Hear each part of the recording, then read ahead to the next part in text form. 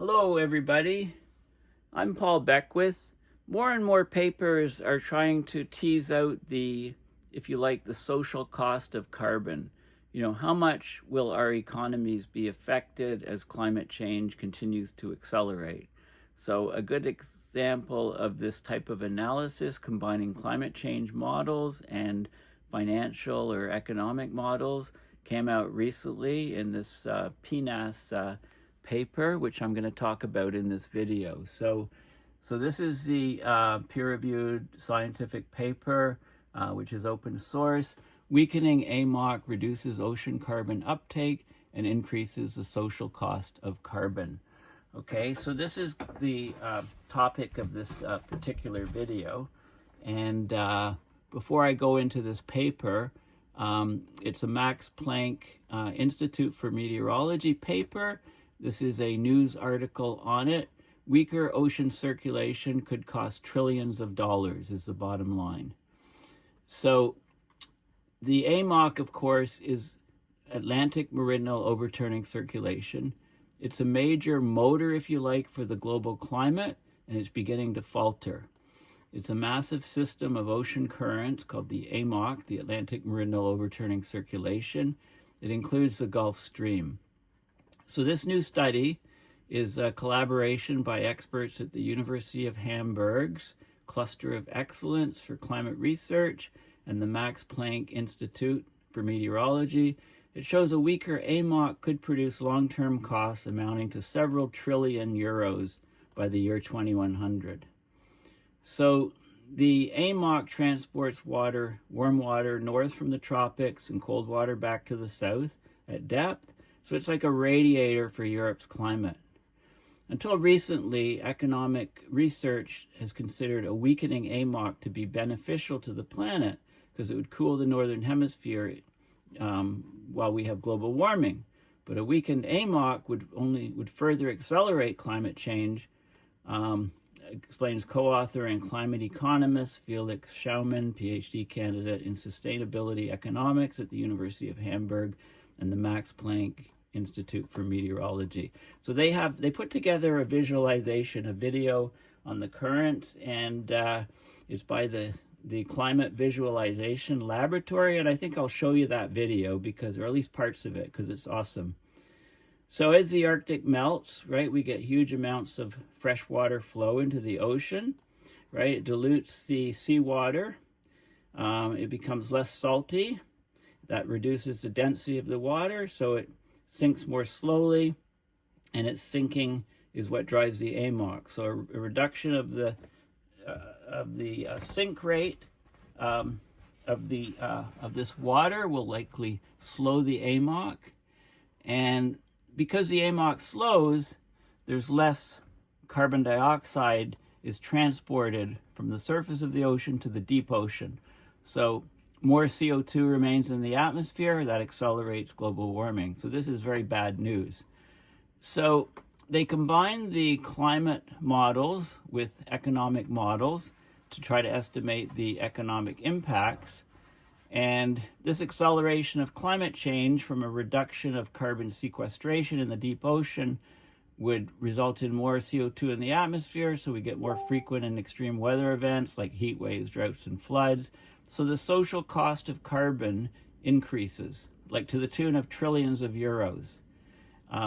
So they used a global climate model in combination with an economic model. It estimates the economic costs along different scenarios of CO2 emissions. And then they got a scenario based on the CO2 development without any AMOC effects, and then one with AMOC weakening. And they find the cost will be trillions. Now they have a link here to the groups at the universities, but also this is a visualization of what happens. And then this is a link directly to the paper, which I showed in the intro, which I'll discuss in a minute. But I want to show you the visualization model. It's about 4 minutes long. I may show you the whole video. Let's have a look at it. Due to large incoming solar radiation in tropical regions, the upper layers of the Atlantic Ocean gain heat at low latitudes. Ocean currents are set in motion to redistribute this heat to higher latitudes, warming up the atmosphere along their path and contributing to mild weather conditions over Europe. This corresponds to the upper limb of the Atlantic Meridional Overturning Circulation, AMOC for short. At high latitudes, the cooled and densified surface waters descend into the ocean interior and return back south, making up the lower limb of the AMOC.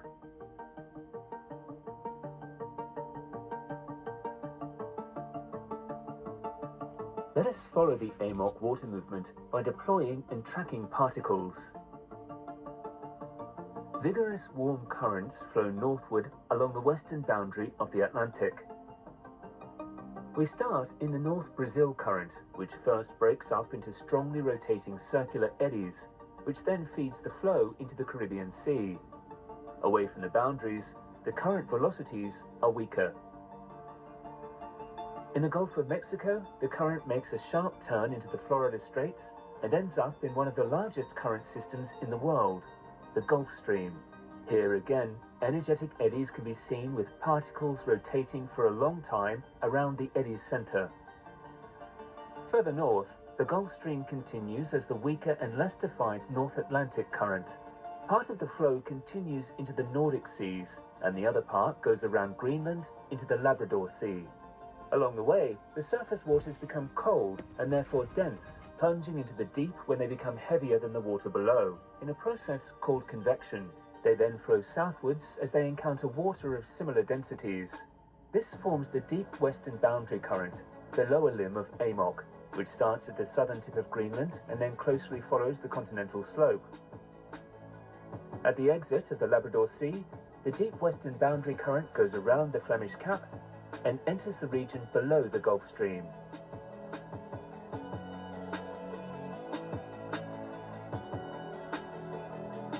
The flow in the upper layers is so strong that particles deeper than 2,000 meters still feel this movement and are entangled into eddies. In contrast, directly at the boundary, currents progress slowly southwards.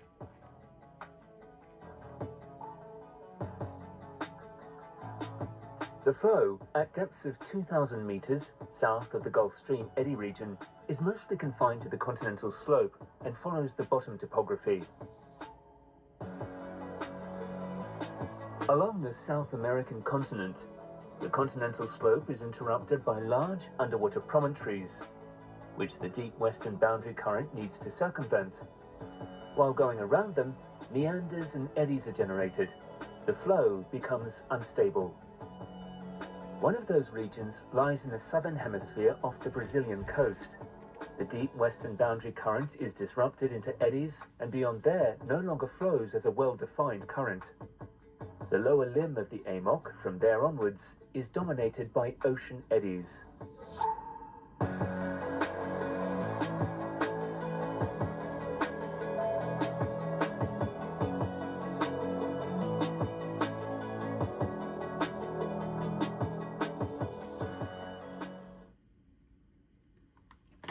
Okay. In late September 2024, So this is that's a superb video, and the link to this video is right here. It's from the Max Planck Institute for Meteorology, and the links are all in the description. This is a visualization of the AMOC by the CERN Climate Visualization Laboratory on YouTube. Now let's look at the paper and see what did they actually determine from the study. Okay, so this is open source, and it was just it just came out very recently, and let's have a look. So weakening AMOC, the Atlantic Meridional Overturning Circulation, reduces ocean uptake and increases the social cost of carbon. So a weakening of the AMOC has been found to be globally beneficial by economic assessments. This result emerges because the AMOC weakening would cool the northern hemisphere, thereby reducing the expected climate damages and decreasing the estimates of the global social cost of carbon, SCC. However, there's many other impacts of AMOC weakening that are not yet taken into account. So that's what this paper does.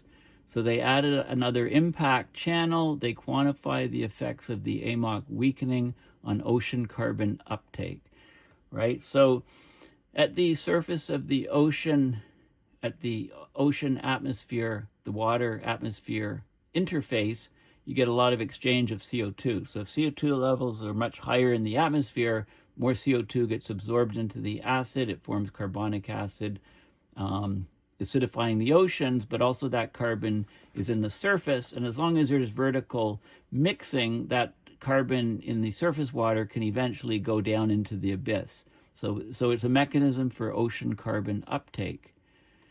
So what they did is they quantified the effects of the AMOC weakening on the ocean carbon uptake. They used biogeochemically only coupled freshwater hosing simulations where you put a lot of fresh water into the Arctic. It slows down, it makes the water lighter, it reduces the AMOC, it reduces the downwelling of that water, including the carbon uptake. So they simulated the and did analysis, and they got a roughly linear relationship between the AMOC strength and the carbon uptake. So as the AMOC weakens, there's less carbon uptake. So this is a carbon cycle feedback. So it leads to higher atmospheric CO2 concentrations and therefore a stronger global warming. So when they look at this AMOC carbon feedback and they put it in an integrated climate economy model, they found additional economic damages of several trillion US dollars. It raises the social cost of carbon by about 1%. The social cost of carbon increase is similar in magnitude, but of opposite sign to the social cost of carbon effect of the Northern Hemisphere cooling. So basically, we get a net cost to society of trillions of dollars that we weren't aware of before. That's the conclusions of the study. And they put a plain language version here of what I just said. So the social cost of carbon dioxide, SCC, it's the most important economic impact metric of climate change. It quantifies the economic cost of an additionally emitted ton of CO2. And these models are now integrating climate feedbacks and tipping points. But a recent expert survey and meta-analysis on the social cost of carbon indicates that there's insufficient representation of Earth system dynamics, so we're still underestimating the social cost of carbon. And that's been pointed out by the US EPA. So they look at the economic impacts from the projected weakening of the AMOC, the effect on the carbon sequestration into the abyss, the deep ocean from the ocean surface.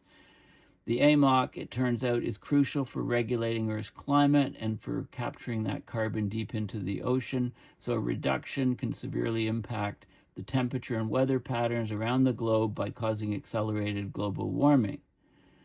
Okay, so this is a big deal. So here's what they do. They model the AMOC weakening in climate models. So what you do is, I like this. This is a watering can. You're getting freshwater hosing, fresh water going into the Arctic. How does that affect things? What they find is the AMOC reduces, and because the AMOC reduces, instead of getting this is AMOC strength here. When you have a strong AMOC, you get a large flux of carbon from the atmosphere into the oceans and into the deep oceans. When the AMOC is weak, you get much less CO2 coming out of the atmosphere. So with an AMOC weakening, we basically get a much weakened sink of carbon into the deep ocean. So they project the AMOC weakening for this century from all these different models. And then they say, okay, with this weakening, how much less carbon do we get? So how much more carbon is there in the atmosphere? So they did an assessment model, a financial model to see, well, first of all, a model to see how much actual CO2 would be affected. It's a 1% effect. And then you can look at the social cost of carbon without the AMOC, carbon feedback, sequestering small amounts, And with the AMOC slowing, the social cost of carbon goes way, way up, and it's not accounted for in the previous models. So they talks about all the details of what they did. This is water hosing, no water hosing into the Arctic, and higher and higher levels of water hosing, finding this is petagrams of carbon that's stored in the ocean. How, with lots of water hosing in the Arctic, you get a huge reduction of the carbon sequestered by the oceans. And they looked at the AMOC strength with the hosing and how that would, and they came to 1% per year CO2 increase from reduction of the AMOC. And this is just an intermediate model here. So we get a huge effect with a 1% per year CO2 increase, and you can look at the carbon flux change in the atmosphere levels, you can look at the temperatures and so on, and we get a lot less carbon sequestered or stored into the ocean as the AMOC slows down. So they did all these different projections of storage, relative weakening. This is percentage, 32% weakening, 50% weakening. This is the AMOC strength pre-industrial, Sverdrup, the different models, the AMOC strength reducing from these numbers here to these numbers in various models, all these different models. This is the relative weakening percentage. Carbon storage reduction, look at these numbers, anywhere from 7 to 13.5. This is petagrams of carbon or gigatons of carbon. These are huge numbers. The additional warming in percentage, varies all the way from small to almost 1.7%. Additional damages, 2.3 trillion to 5.9 trillion. And the social cost of carbon, as they measure it, is increasing anywhere from 0.2 to a large spread. But the potential for huge economic damages from AMOC weakening is very, very large. There's more analysis and so on. So basically, they estimate the AMOC carbon feedback. They find a linear relationship between AMOC strength and carbon flux change. So with the AMOC reducing, there's less carbon absorbed into the ocean, so there's more in the atmosphere. More in the atmosphere means that climate change accelerates. So basically, this shows a reduction of the sink due to the AMOC slowing. And you can look at the social cost of carbon. And in some scenarios, in some models, it's huge. It spikes up here. It's huge. This is, so this is a very, very significant paper. So if we think the AMOC weakening is going to help us because most of us live in the northern hemisphere, and if the northern hemisphere doesn't warm as much because of the AMOC slowing, we thought that would be a good thing. Turns out it's much, much worse because it means that less carbon is captured, more CO2 in the atmosphere, so we get much higher warming. And I haven't even mentioned that, although it would reduce the threat of sea level rise from Greenland melt, the warm water that would find its way next to Antarctica is a much more serious issue, and sea level rise can jump up because the Antarctica would warm like crazy with all that extra heat trapped in the southern hemisphere, and it's very bad news for society. So very, very interesting paper, fantastic video fantastic video on the AMOC, and good article came to my attention through this article. You don't really want to miss stuff from the Max Planck Institute, especially on ocean circulation, ocean currents. And it's interesting, the combination of the climate models with economic models to show that, hey, if you just care about finance and dollars, as much as our society does, we're going to take enormous hits that will be difficult to withstand from the changing climate. So like I tell everybody, you may not care about climate change, but climate change cares about you. Thanks for listening. Please make sure you go to my website, paulbeckwith.net, and donate to PayPal to support my research and videos. Thanks again, and bye for now.